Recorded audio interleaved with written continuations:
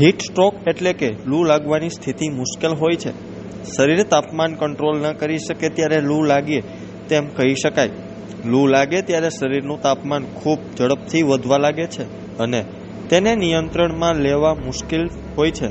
કોઈ વ્યક્તિને લૂ લાગે ત્યારે તેના શરીરમાં રહેલા પરસેવા માટેનું મેકેનિઝમ પણ ફેલ થઈ જાય છે, જેથી તેને પરસેવા વળતો નથી. એવામાં રાજકોટમાં ઉનાળામાં લૂ લાગવાના બનાવો વધી રહ્યા છે. આપણે લૂના પ્રભાવને ઓછું નથી કરી શકતા, પણ તકેદારી રાખી તેનાથી બચી શકાય છે. ત્યારે જુઓ અમારો ખાસ અહેવાલ. હું ડોક્ટર રાજવી કાનાબાર, આરબીએસકે મેડિકલ ઓફિસર તરીકે જંકશનકોટ આરોગ્ય કેન્દ્રમાં ફરજ બજાવું છું. અત્યારે આપણે જોઈએ તો રાજકોટમાં કાળઝાળ ગરમી પડી રહી છે. પારો 42 થી 45 ડિગ્રીની વચ્ચે ચાલી રહ્યો છે. તેના બચવા માટે આપણે શું કરવું જોઈએ, ને આપણને લૂ લાગી છે તો આપણને ખબર કેવી રીતે પડે કે એના લક્ષણો શું છે, એના વિશે આપણે થોડી ચર્ચા કરીશું.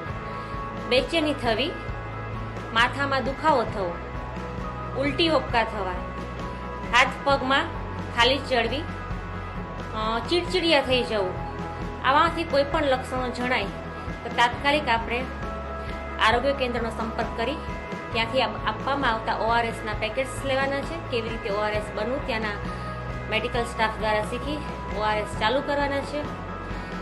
શક્ય બને ત્યાં સુધી બપોરે 12 થી 4 વાગ્યા સુધી ઘરની બહાર જવાનું ટાળો. જરૂરી કામકાજ હોય તો જ ઘરની બહાર જવાનું રાખો. આખી બાઈના હલકા રંગના કપડાં પહેરો. ચુસ્ત ટાઈટ કપડાં ના પહેરો, ઢીલા કપડાં પહેરો. ઘરના બારી બારણા છે, પડદા છે, બંધ રાખો કે જેને લીધે લૂ ઘરમાં લાગે નહીં. શરીરના પૂરતા ઢકાય એવા ઢીલા હલકા રંગના કપડાં પહેરવા. બીજું, શરીરમાંથી પાણી ઓછું ના થાય એના માટે દિવસનું 4 થી 5 લીટર પાણી પીવાનું રાખો. લિક્વિડમાં છાશ છે, લીંબુ શરબત છે, વરિયાળી પાણી છે, એવા પીણા લેવાનું રાખો. નહીં કે ચા, કોફી, કાર્બોનેટ પીણા જેવા કે થમ્સઅપ, પેપ્સી એ લેવાનું ટાળો કે જે શરીરમાંથી પાણીનું પ્રમાણ ઘટાડે છે. કેવા લોકો માટે આ જોખમી પરિબળો છે તો જોઈએ તો નાના બાળકો, સગર્ભા મહિલાઓ, મોટી ઉંમરના વ્યક્તિઓ અને બીમાર વ્યક્તિઓ કે જેને હૃદયની બીમારી છે, કિડનીની બીમારી છે, ડાયાબિટીસની બીમારી છે. આ લોકો જોખમી છે કે જેને બપોરે 12 થી 5 વાગ્યા સુધીમાં બહાર નીકળવાનું સદંતર ટાળવું જોઈએ કે એનાથી એને બેભાન થવાની, ચક્કર આવવાની શક્યતા વધી જાય છે. અત્યારે અમારા આરોગ્ય કેન્દ્રમાં 200 થી 250ની OPD હોય છે. અમે દરેક પેશન્ટને વ્યવસ્થિત બધું સમજાવીએ છીએ હીટવેવ વિશે, કે એનાથી બચવા શું પગલાં લેવા જોઈએ, શું તકેદારી રાખવી જોઈએ. અમારા આરોગ્ય કેન્દ્રના બધા જે 23 આરોગ્ય કેન્દ્રો ચાલે છે એમાં દરેક એરિયામાં અમે હીટવેવના સ્ટીકર લગાવેલા છે કે બચવા માટે ક્યાં શું કરવું અને શું ના કરવું એ છે.